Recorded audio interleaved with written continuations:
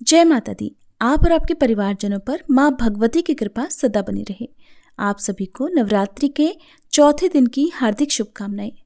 आज आप रसपान करेंगे श्री दुर्गा सप्तशती के अध्याय 5, 6, 7 और 8 का।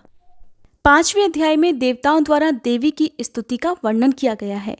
महर्षि मेधा ने कहा, पूर्व काल में शुंभ निशुंभ नामक असुरों ने अपने बल के मद से इंद्र का, त्रिलोकी का राज्य और यज्ञों के भाग छीन लिए और वे दोनों इसी प्रकार सूर्य, चंद्रमा, धर्मराज और वरुण के अधिकार भी छीनकर स्वयं ही उनका उपयोग करने लगे। वायु और अग्नि का कार्य भी वही करने लगे और इसके पश्चात उन्होंने जिन देवताओं का राज्य छीना था उनको अपने अपने स्थान से निकाल दिया। इस तरह से अधिकार छीने हुए तथा दैत्यों द्वारा निकाले हुए देवता अपराजिता देवी का स्मरण करने लगे कि देवी ने हमको वर दिया था कि मैं तुम्हारी संपूर्ण विपत्तियों को नष्ट करके तुम्हारी रक्षा करूंगी। ऐसा विचार कर सभी देवता हिमालय पर गए और भगवती विष्णु माया की स्तुति करने लगे। देवताओं ने कहा, देवी को नमस्कार है, शिवा को नमस्कार है, प्रकृति और भद्रा को नमस्कार है। हम लोग रौद्रा, नित्या और गौरी को नमस्कार करते हैं। ज्योत्सनामयी चंद्र रूपिणी व सुख रूपा देवी को निरंतर नमस्कार है।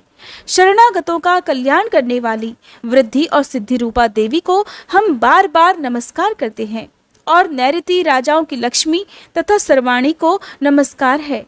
दुर्गा को, दुर्ग स्थलों को पार करने वाली दुर्ग पारा को, सारा, सर्वकारिणी, ख्याति, कृष्णा और धूमा देवी को सदैव नमस्कार है।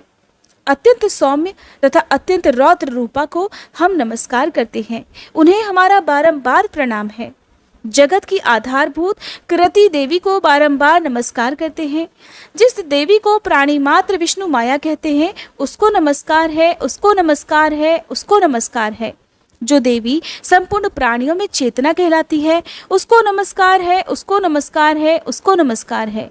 जो देवी संपूर्ण प्राणियों में बुद्धि रूप से स्थित है उसको नमस्कार है, उसको नमस्कार है, उसको नमस्कार है। जो देवी सब प्राणियों में निद्रा रूप से विराजमान है उसको नमस्कार है, उसको नमस्कार है, उसको नमस्कार है।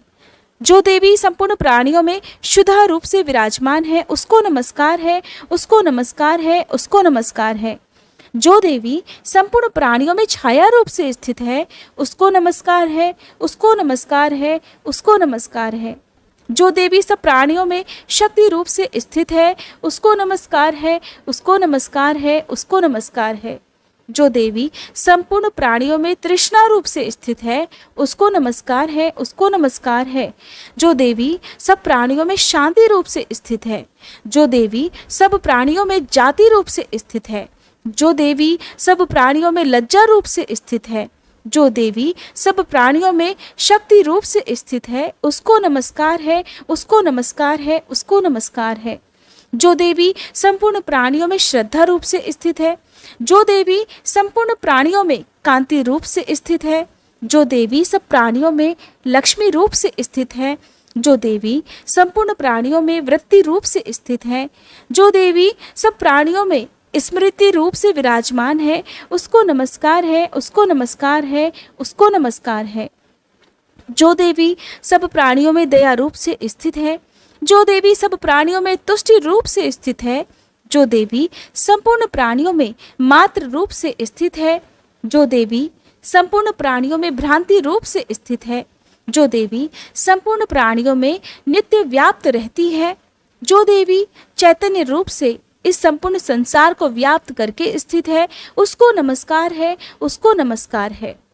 पूर्व काल में देवताओं ने अपने अभीष्ट फल पाने के लिए जिसकी स्तुति की है और देवराज इंद्र ने बहुत दिनों तक जिसका सेवन किया है वह कल्याण की साधना भूतः ईश्वरी हमारा कल्याण और मंगल करे तथा सारी विपत्तियों को नष्ट कर डाले।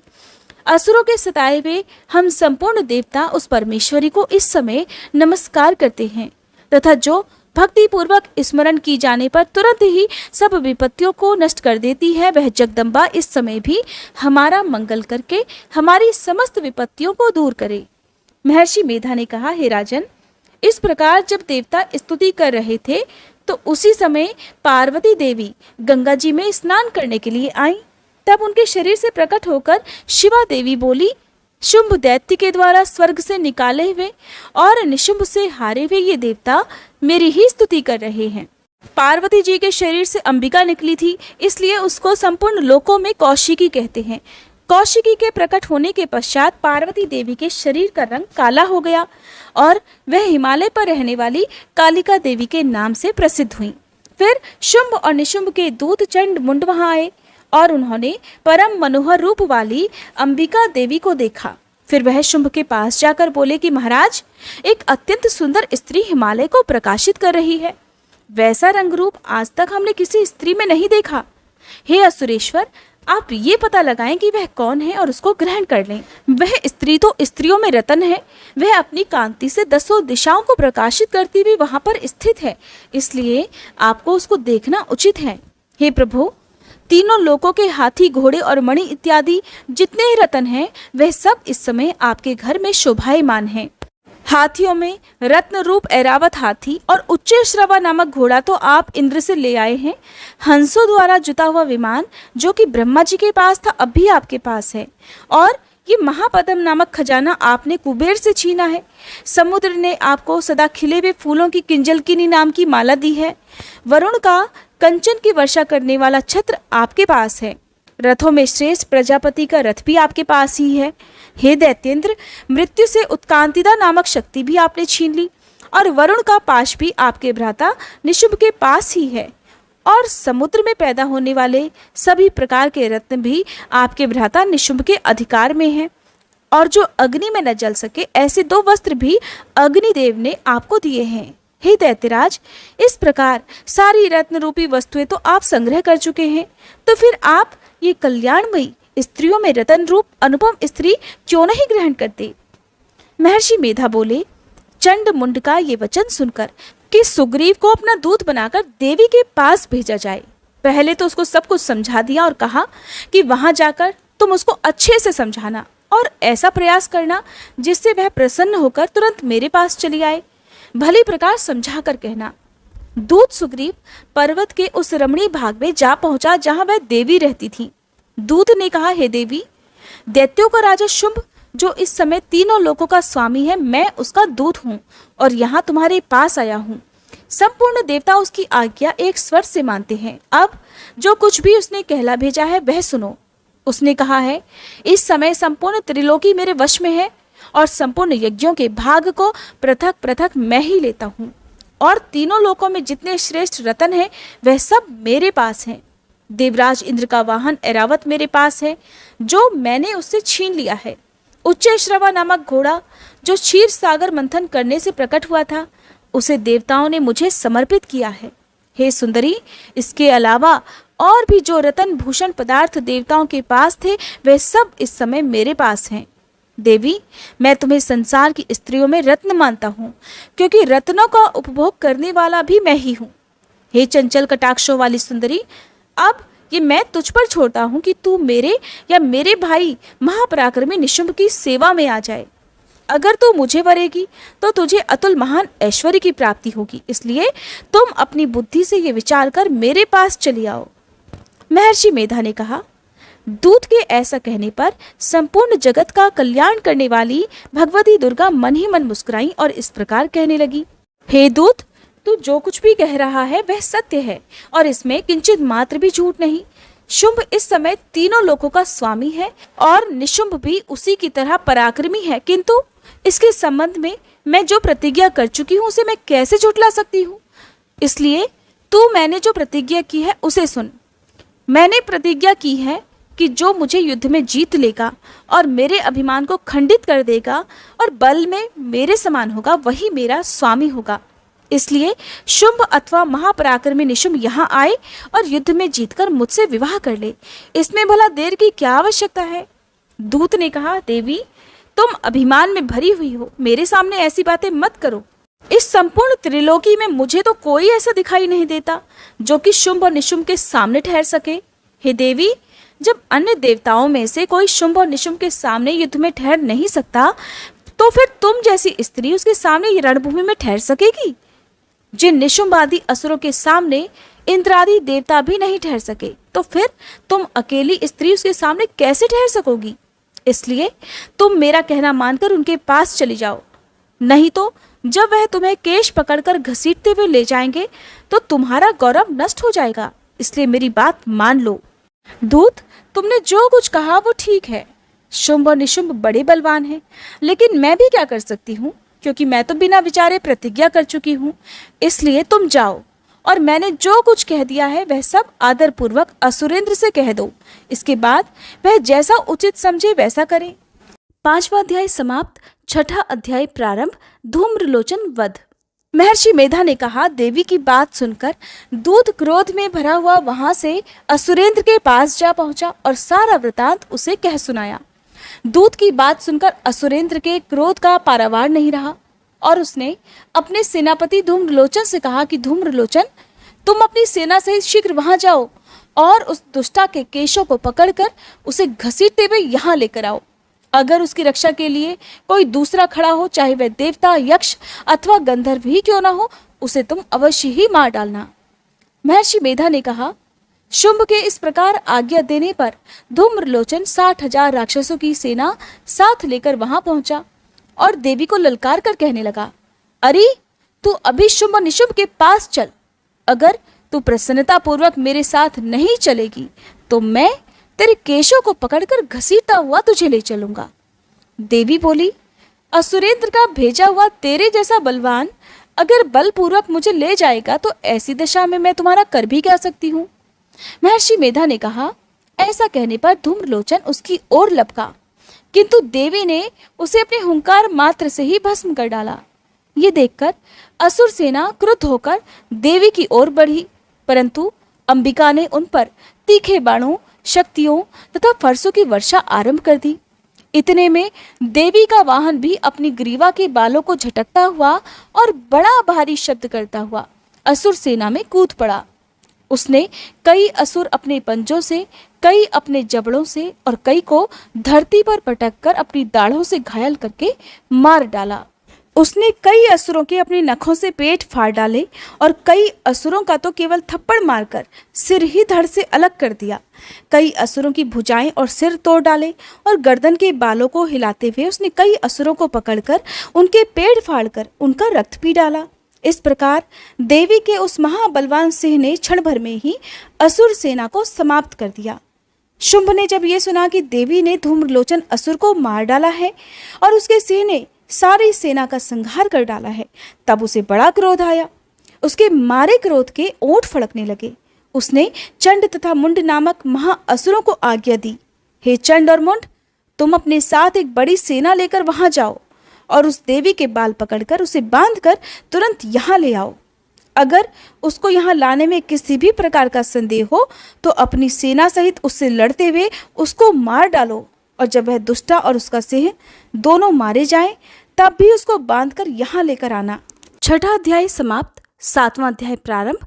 चंड और मुंड का वध। महर्षि मेधा ने कहा, दैत्यराज की आज्ञा पाकर चंड और मुंड चतुरंगिनी सेना को साथ लेकर हथियार उठाए हुए देवी से लड़ने के लिए चल दिए। हिमालय पर्वत पर पहुंचकर उन्होंने देवी को मुस्कुराते हुए देखा, जो सिंह पर बैठी हुई थी। जब असुर उनको पकड़ने के लिए तलवारें लेकर उनकी ओर बढ़े तब अंबिका को उन पर बड़ा क्रोध आया और मारे क्रोध के उनका मुख काला पड़ गया, उनकी भ्रुकुटियां चढ़ गईं और उनके ललाट में से अत्यंत भयंकर तथा अत्यंत विस्तृत मुख वाली लाल आंखों वाली काली प्रकट हुई, जो कि अपने हाथों में तलवार और पाश लिए हुए थी। वह विचित्र खड्ग धारण किए हुए थी तथा चीते की चर्म और साड़ी तथा नरमुंडों की माला पहने हुए थी। उसका मांस सूखा हुआ था और शरीर केवल हड्डियों का ढांचा था, और जो भयंकर शब्द से दिशाओं को पूर्ण कर रही थी वह असुर सेना पर टूट पड़ी और दैत्यों का भक्षण करने लगी। वह पार्श्व रक्षकों, अंकुशधारी महावतों, हाथियों पर सवार योद्धाओं और घंटा सहित हाथियों को एक हाथ से पकड़ पकड़ कर अपने मुख में डाल रही थी, और इसी प्रकार वह घोड़ों, रथों, सारथियों और रथों में बैठे हुए सैनिकों को भी मुंह में डालकर भयानक रूप से चबा रही थी। किसी के केश पकड़कर, किसी को गर्दन से पकड़कर, किसी को पैरों से दबाकर और किसी दैत्य को तो छाती से मसलकर मार रही थी। वह दैत्यों के छोड़े हुए बड़े बड़े अस्त्र शस्त्रों को मुंह में पकड़कर और क्रोध में भरकर उनको दांतों से पीस रही थी। उसने कई बड़े बड़े असुर भक्षण कर डाले, कितनों को रौंद डाला और कितने उसकी मार के मारे भाग गए। कितनों को उसने तलवार से मार डाला, कितनों को अपने दांतों से समाप्त कर दिया। और इस प्रकार से देवी ने क्षण भर में संपूर्ण दैत्य सेना को नष्ट कर दिया। ये देख महापराक्रमी चंड काली देवी की ओर लपका और मुंड ने भी देवी पर अपने भयानक बाणों की वर्षा आरंभ कर दी और अपने हजारों चक्र उस पर छोड़े। उस समय वह चमकते हुए बाण और चक्र देवी के मुख में प्रविष्ट हुए इस प्रकार दिख रहे थे मानो बहुत से सूर्य मेघों की घटा में प्रविष्ट हो रहे हों। इसके बाद भयंकर शब्द के साथ काली ने अत्यंत जोश में भरकर विकट अट्टहास किया। उसका भयंकर मुख देखा नहीं जाता था। उसके मुख में श्वेत दांतों की पंक्ति चमक रही थी।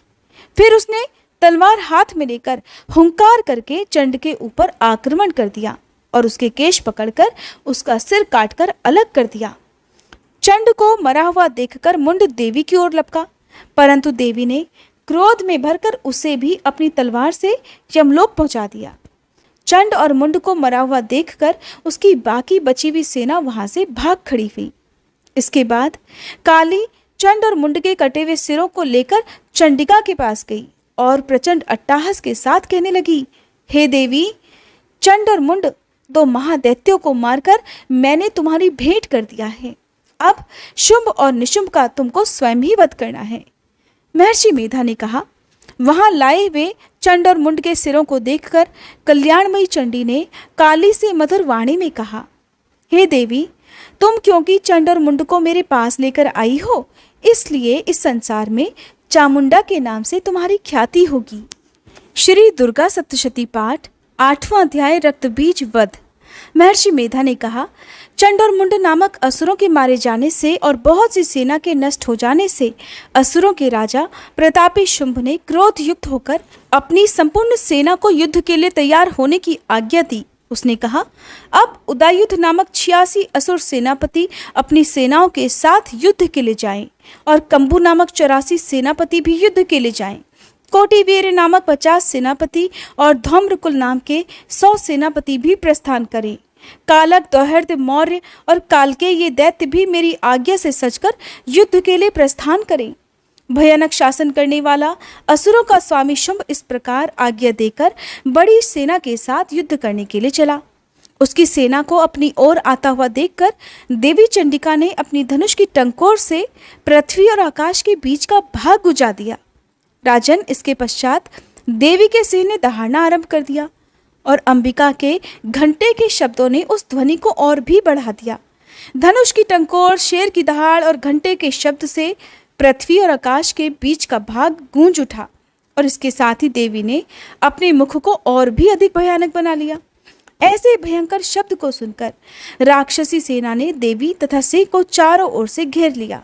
हे राजन, उस समय दैत्यों के नाश के लिए और देवताओं के हित के लिए ब्रह्मा, शिव, कार्तिकेय, विष्णु तथा इंद्र आदि देवों की शक्तियां जो अत्यंत पराक्रम और बल से संपन्न थी, उनके शरीर से निकलकर उसी रूप में चंडिका देवी के पास गई। जिस देवता का जैसा रूप था, जैसे आभूषण थे, जैसा वाहन था, वैसा ही रूप, आभूषण और वाहन लेकर उन देवताओं की शक्तियां दैत्यों से युद्ध करने के लिए आईं। हंस युक्त विमान में बैठकर और रुद्राक्ष की माला तथा कमंडल धारण करके श्री ब्रह्मा जी की शक्ति आई। वृषभ पर सवार होकर, हाथ में त्रिशूल लेकर, महानाग का कंकड़ पहनकर और चंद्र रेखा से भूषित होकर भगवान शंकर की शक्ति माहेश्वरी आई और मोर पर आरूढ़ होकर हाथ में शक्ति लिए दैत्यों से युद्ध करने के लिए कार्तिकेय जी की शक्ति उन्हीं का रूप धारण करके आई। भगवान विष्णु की शक्ति गरुड़ पर सवार होकर शंख, चक्र, शांग, गदा, धनुष तथा खड्ग हाथ में लिए हुए आई। श्री हरि की शक्ति वाराही वराह का शरीर धारण करके आई और नरसिंह के समान शरीर धारण करके उनकी शक्ति नारसिंह भी आई। उसकी गर्दन के झटकों से आकाश के तारे टूट पड़ते थे और इसी प्रकार देवराज इंद्र की शक्ति ऐन्द्री भी ऐरावत के ऊपर सवार होकर आई। इसके पश्चात इन देव शक्तियों से घिरे हुए भगवान शंकर ने देवी चंडिका से कहा, देवी, मेरी प्रसन्नता के लिए तुम शीघ्र ही इन असुरों को मारो। इसके पश्चात देवी के शरीर में से अत्यंत उग्र रूप वाली और सैकड़ों गीदड़ियों के समान आवाज करने वाली चंडिका शक्ति प्रकट हुई और उस अपराजिता देवी ने तब धूमिल जटा वाले भगवान शंकर जी से कहा, हे प्रभु, आप मेरी ओर से दूत बनकर शुंभ और निशुंभ के पास जाइए और उन अत्यंत गर्वीले दैत्यों से कहिए तथा उनके अलावा और जो भी दैत्य वहां युद्ध करने के लिए उपस्थित हो उनसे भी कहिए, जो तुम्हें अपने जीवित रहने की इच्छा हो तो त्रिलोकी का राज इंद्र को दे दो। देवताओं को उनका यज्ञ भाग मिलना आरंभ हो जाए और तुम पाताल को लौट जाओ। किंतु अगर बल के गर्व से तुम्हारी लड़ने की इच्छा है तो फिर आ जाओ, तुम्हारे मांस से मेरी योगिनियां तृप्त होंगी। क्योंकि उस देवी ने भगवान शंकर को दूत के रूप में नियुक्त किया था, इसलिए वह संसार में शिवदूती के नाम से विख्यात हुई। भगवान शंकर से देवी का संदेश पाकर उन दैत्यों के क्रोध का कोई आर पार नहीं रहा और वह जिस स्थान पर देवी विराजमान थी वहां पर पहुंच गए। वहां पर पहुंचे तो जाते के साथ ही उस पर बाणों और शक्तियों की वर्षा करने लगे। देवी ने उनके फेंके हुए बाणों, शक्तियों, त्रिशूल और फरसों को अपने बाणों से काट डाला और काली देवी उस देवी के साथ आगे खड़ी होकर शत्रुओं को त्रिशूल से विदीर्ण करने लगी तथा खड्गवांग से कुचलने लगी। ब्रह्माणी जिस तरफ दौड़ती थी उसी तरफ अपने कमंडलू का जल छिड़ककर दैत्यों के वीर्य और बल को नष्ट कर देती थी और इसी प्रकार माहेश्वरी त्रिशूल से, वैष्णवी चक्र से और अत्यंत कोप वाली कौमारी शक्ति द्वारा असुरों को मार रही थी और इंद्री के बाजू के प्रहार से सैकड़ों दैत्य रक्त की नदियां बहाते हुए पृथ्वी पर सो गए। वाराही ने कितने ही राक्षसों को अपनी थूथन द्वारा मृत्यु के घाट उतार दिया। दाढ़ों के अग्रभाग से कितने ही राक्षसों की छाती को चीर डाला और चक्र की चोट से कितनों ही को विदीर्ण करके धरती पर डाल दिया। बड़े बड़े राक्षसों को नारसिंही अपने नखों से विदीर्ण करके भक्षण कर रही थी और सिंहनाद से चारों दिशाओं को गुंजाती हुई रणभूमि में विचर रही थी। शिवदूती के प्रचंड अट्टहास से कितने ही दैत्य भयभीत होकर पृथ्वी पर गिर पड़े और उनके गिरते ही वह उनको भक्षण कर गई। इस तरह क्रोध में भरे हुए मातृगणों द्वारा नाना प्रकार के उपायों से बड़े बड़े असुरों को मरते देखकर राक्षसी सेना भाग खड़ी हुई और उनको इस प्रकार भागता हुआ देखकर रक्तबीज नामक महापराक्रमी राक्षस क्रोध में भरकर फिर युद्ध के लिए आगे बढ़ा। उसके शरीर से रक्त की बूंदें पृथ्वी पर जैसे ही गिरती, तुरंत वैसे ही शरीर वाला तथा वैसा ही बलवान दैत्य पृथ्वी से उत्पन्न हो जाता। रक्तबीज गदा हाथ में लेकर ऐन्द्री के साथ युद्ध करने लगा। जब ऐन्द्री शक्ति ने अपने वज्र से उसको मारा तो घायल होने के कारण उसके शरीर से बहुत सा रक्त बहने लगा और उसकी प्रत्येक बूंद से उसके ही समान बलवान तथा महापराक्रमी दैत्य भयंकर रूप से वहां प्रकट हो गए। वे सब के सब दैत्य रक्तबीज के समान ही बलवान तेज वाले थे। वे भी भयंकर अस्त्र शस्त्र लेकर देवियों के साथ युद्ध करने लगे। जब ऐन्द्री के वज्र प्रहार से उसके मस्तक पर चोट लगी और रक्त बहने लगा तो उसमें से हजारों ही दैत्य पुरुष उत्पन्न हो गए। वैष्णवी ने चक्र से और ऐन्द्री ने गदा से रक्त बीज को चोट पहुंचाई और फिर वैष्णवी के चक्र से घायल होने पर उसके शरीर से जो रक्त बहा उससे हजारों महाअसुर उत्पन्न हो गए, जिनके द्वारा यह संपूर्ण जगत व्याप्त हो गया। कौमारी ने शक्ति से, वाराही ने खड्ग से और माहेश्वरी ने त्रिशूल से उसको घायल कर दिया। इस प्रकार क्रोध में भरकर उस महादैत्य ने सब मात्र शक्तियों पर पृथक पृथक गदा से प्रहार किया और माताओं ने शक्ति तथा शूल इत्यादि से उसको जो बार बार घायल किया, उससे सैकड़ों महादैत्य उत्पन्न हो गए और इस प्रकार उस रक्त बीज के रक्त से उत्पन्न हुए असुरों से संपूर्ण जगत व्याप्त हो गया, जिससे देवताओं को बड़ा भय हुआ। देवताओं को भयभीत देकर चंडिका ने काली से कहा, हे चामुंडे, अब अपने मुख को बड़ा करो और मेरे शस्त्रघात से उत्पन्न हुए रक्त बिंदुओं को तथा रक्त बिंदुओं से उत्पन्न हुए महाअसुरों को तुम अपने इस विकराल मुख से भक्षण करती जाओ। इस प्रकार रक्त बिंदुओं से उत्पन्न हुए महादैत्यों को भक्षण करती हुई तुम रणभूमि में विचरना। इस प्रकार रक्त क्षीण होने से यह दैत्य नष्ट हो जाएगा। तुम्हारे भक्षण करने के कारण अन्य दैत्य भी उत्पन्न नहीं होंगे। काली से इस प्रकार कहकर चंडिका देवी ने रक्त बीज पर अपने त्रिशूल से प्रहार कर दिया और उधर काली देवी ने अपने मुख में उसका रक्त ले लिया। तब उसने गदा से चंडिका पर प्रहार किया। प्रहार से चंडिका को तनिक भी कष्ट नहीं हुआ, किंतु रक्त बीज के शरीर से बहुत सा रक्त बहने लगा। लेकिन उसके गिरने के साथ ही काली देवी ने उसको अपने मुख में ले लिया। काली के मुख में उस रक्त से जो असुर उत्पन्न हुए, उसने उनको तत्काल ही भक्षण कर लिया और रक्त को पीती गई। फिर देवी ने रक्त बीज को, जिसका कि रक्त काली ने पिया था, चंडिका ने उस दैत्य को वज्र, बाण, खड्ग तथा रिष्टि इत्यादि से मार डाला। हे राजन, अनेक प्रकार के शस्त्रों से मारा हुआ और खून से वंचित वह महादैत्य रक्त बीज अब पृथ्वी पर गिर पड़ा। हे राजन, उसके गिरने से देवता अत्यंत प्रसन्न हुए और माताएं उन असुरों का रक्त पीने के बाद प्रसन्न होकर नृत्य करने लगी। जय माता दी। आज के अध्याय समाप्त। इसके आगे का वर्णन आप आने वाली वीडियो में देखिएगा। अगर वीडियो पसंद आई हो तो वीडियो को लाइक, शेयर, चैनल को सब्सक्राइब करना मत भूलिएगा।